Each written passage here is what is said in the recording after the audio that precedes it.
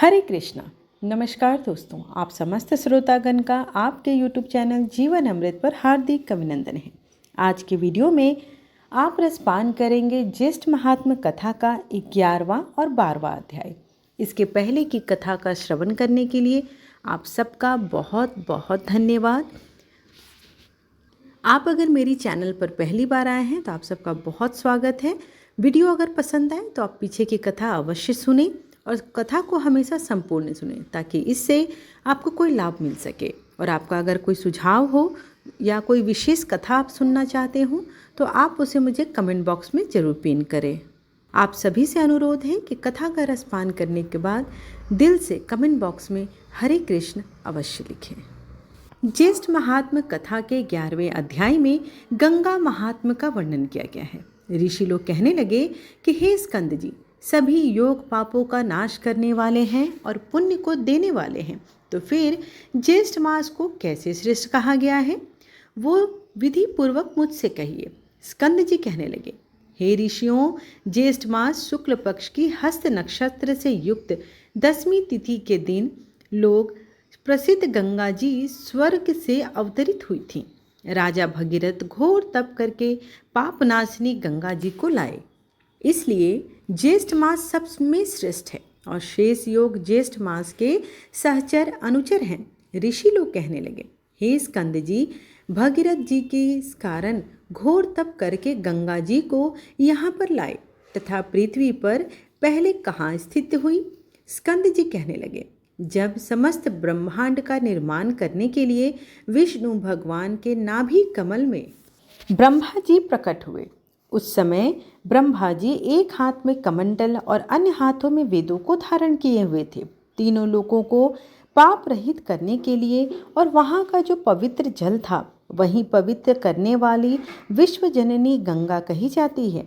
ब्रह्मा के कमंडल से प्रकट होने वाली गंगा के साथ भगवान विष्णु से प्रकट हुई, परंतु ब्रह्मा ने कमंडल से नहीं निकाला और बहुत वर्ष व्यतीत हो गए। किसी समय दैत्यों ने तीनों लोगों को जल से भर दिया। उस समय इंद्रादिक समस्त देवताओं ने मधुसूदन भगवान का पूजन किया। पूजन से प्रसन्न होकर भगवान ने कमंडल के जल से तीनों लोगों को स्थापित किया। इसके पश्चात विष्णु भगवान के चरण कमल से श्री गंगा जी प्रवाहित होकर बह निकली। तपोधन जब तक गंगा जी की दृष्टि गोचर न हुई, उसके पूर्व भगवान शंकर ने अपनी जटा को सुदृढ़ बनाकर उसमें गंगा जी को धारण किया। गंगा जी का शिव जी के साथ योग होने से द्विज पक्षी रूप हो गया। तब सब देवताओं ने वृषभ ध्वज अर्थात श्री शिव जी की प्रार्थना की। तब शंकर ने अपनी जटा से गंगा जी को छोड़ दिया।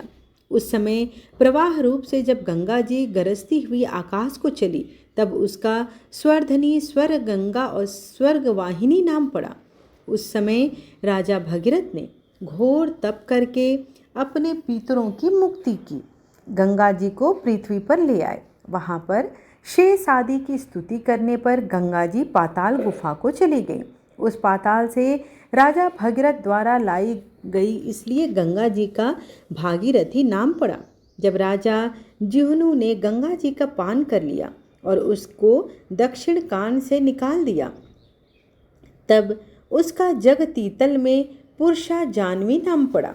यही गंगा तीनों लोकों में भ्रमण करती है और तीनों लोकों की रक्षा भी करती है, इसलिए जगत में गंगा का नाम त्रिपथगा भी पड़ा। गंगा जी कमंडलु समुद्र भूता विष्णु पाद संबंधवा गंगा हर जटोद भूता सर्वधनी लोक पावनी भागीरथी जानवी त्रिस्तोत्रता भीष्मसु मंदाकिनी भागवती त्रैलोक्य वासिनी इन 13 नामों से संसार में विख्यात हो गई। जो मनुष्य इन 13 नामों का रात्रि तथा दिन में पाठ करते हैं, उनका वास भागीरथी गंगा के तट पर होता है। इसमें कोई भी संशय नहीं है। जो नित्य स्नान के साथ इन नामों को पढ़ते हैं, उनको गंगा स्नान का फल प्राप्त होता है। इन नामों के पदों से जो नित्य नमस्कार करते हैं, वे सब पापों से मुक्त होकर अंत में शिवपुर कैलाश को जाते हैं। मृत्यु के समय निश्चल मन से, भक्ति से, योग से, बंधन से मुक्त हो जाते हैं। वे लोग स्वर्ग लोक को लांघते हुए ब्रह्म पद को प्राप्त करते हैं। जो मनुष्य अंत समय इन नाम पदों से अभिमंत्रित कर जल को अपने शरीर पर सिंचन करते हैं, इनको पातकी होने पर भी यमराज के दूत नहीं छूते। अहो, गंगा के महात्म कहने में कौन समर्थ हो सकता है? हाँ, यदि आकाश के असंख्य मच्छर के समान अधिक संख्या में मुख हो तो वह मनुष्य गंगा महात्म कहने में समर्थ हो सकते हैं। इस प्रकार ज्येष्ठ मास महात्म कथा गंगा महात्म्य वर्णन का 11वां अध्याय यहीं पर समाप्त हुआ। आइए अब 12वें अध्याय का रसपान करते हैं। इसके अंतर्गत अश्वमेघ यज्ञ का वर्णन किया गया है। स्कंद जी कहने लगे, हे ऋषियों, अब राजा भगीरथ जैसे गंगा जी को इस लोक में लाए, वह सब कथा मैं तुमसे कहता हूँ। आप चित्त को निश्चल करके सुनिए। प्रथम सूर्यकुल में राजा सगर परम धार्मिक देवताओं तथा दैत्यों का निर्वहन करने वाला विख्यात हुआ। वह नीति को जानने वाला और अति कुशल था। अयोध्या में अपनी राजधानी बनाकर पूर्व के समान 7 द्वीपों की रक्षा करता हुआ समस्त पृथ्वी का शासन करता था। अपने और पुत्रों के समान प्रजा का पालन करता था और शेषनाग के 1000 फणों के समान उसके 60,000 पुत्र थे। राजा सगर के 60,000 पुत्र समुद्र के समान विख्यात और बड़े पराक्रमी थे। बल में वायु के समान, बुद्धि में बृहस्पति के समान और धनुषधारियों में भीष्म के समान और तेज में सूर्य के समान थे। वे राजा सगर के 60,000 पुत्र समस्त विद्याओं में कुशल तथा धर्म में परायण थे। ऐसे 60,000 पुत्रों सहित राजा सगर ने अश्वमेघ नाम वाला बड़े प्रसिद्ध यज्ञ को प्रारंभ किया। राजा सगर ने ऋषि वशिष्ठ की आज्ञा अनुसार और उनकी सहायता से विधिवत संकल्प करके यज्ञ का घोड़ा छोड़ दिया।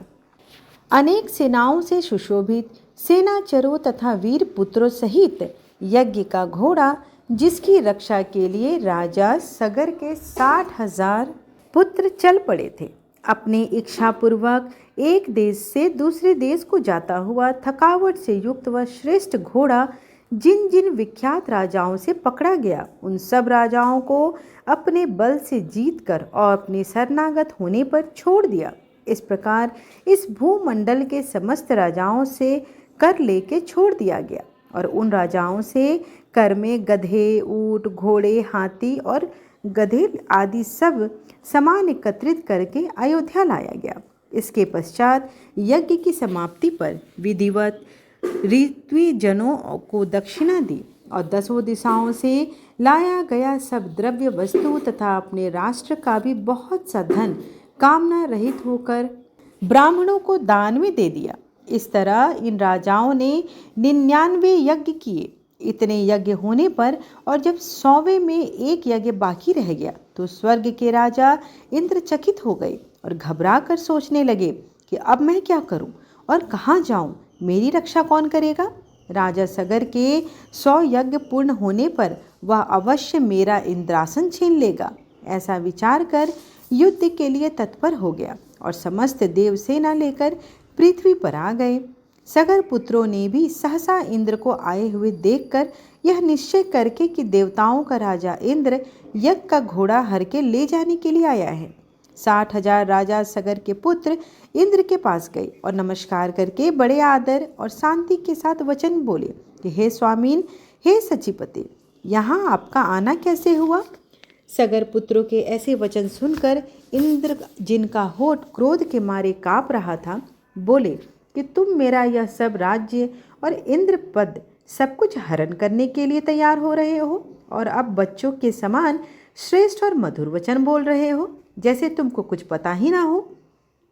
ऐसा कहने पर सहसा देवता लोग शत्रु सेना पर प्रहार करने लगे। सगर पुत्रों ने भी युद्ध आरंभ कर दिया और भयप्रद तुमुल युद्ध आरंभ हो गया। वीर लोग बाणों से बाण, शस्त्रों से शस्त्र का प्रहार और निवारण करने लगे। युद्ध के कारण अति अंधकार हो गया और 10 दिशाएं बाणों से व्याप्त हो गईं। अपने और पराये का कोई ज्ञान न रहा। इस प्रकार वे परस्पर युद्ध करने लगे। देवता लोग देवताओं को और सगर पुत्रों को मारने लगे। अपने पराये का कुछ भी ज्ञान न रहा। तब देवताओं के भय से सगर पुत्रों की सेना भयभीत होकर अपने प्राणों की रक्षा के लिए 10 दिशाओं की तरफ भागने लगे। फिर क्रोध से संतप्त होकर सगर पुत्रों ने दैत्यास्त्र को छोड़ने के लिए अपने धनुष पर चढ़ाया और यह देखकर देवसेना झट से भाग गई। उस संग्राम में हाथी पर सवार केवल एक इंद्र और 60,000 सगर के पुत्र ही रह गए। ऐसा देखकर इंद्र उनके साथ युद्ध करने में अपने आप को असमर्थ देखकर वहां से भाग खड़ा हुआ। अति चिंता से व्याकुल इंद्र श्री भगवान विष्णु के पास गए। इंद्र के चले जाने पर सगर पुत्र और उनकी सेना अपने निवास स्थान को चले गई। उनको सगर पुत्रों ने स्वामी के गौरव के लिए बहुत सा धन, वस्त्र और भूषण देकर प्रसन्न किया। इस प्रकार ज्येष्ठ मास महात्म कथा का सागर अश्वमेघ यज्ञ वर्णन का 12वां अध्याय यहीं पर समाप्त हुआ। आइए आज माता गंगा की आरती करते हैं। ओम जय गंगे माता श्री जय गंगे माता, जो नर तुमको ध्यावत मन वांछित फल पाता। ओम जय गंगे माता, चंद्र सी ज्योत तुम्हारी, जल निर्मल आता, शरण पड़े जो तेरी, सो नर तर जाता। ओम जय गंगे माता, पुत्र सगर के तारे, सब जग को ज्ञाता, कृपा दृष्टि तुम्हारी, त्रिभुवन सुखदाता। ओम जय गंगे माता, एक ही बार जो तेरी शरणागति आता, यम की त्रास मिटा करे परम गति पाता।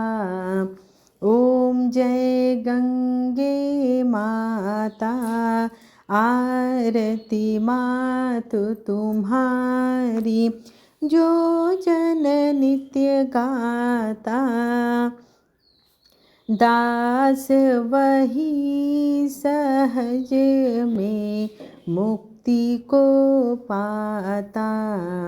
ओम जय गंगे माता, जो नर तुमको ध्याता, मन वांछित फल पाता। ओम जय गंगे माता। आशा करती हूँ कि आज की कथा आपको पसंद आई हो। वीडियो पसंद आए तो वीडियो को एक लाइक अवश्य करें और कमेंट बॉक्स में जय गंगे माँ अवश्य लिखें। धन्यवाद।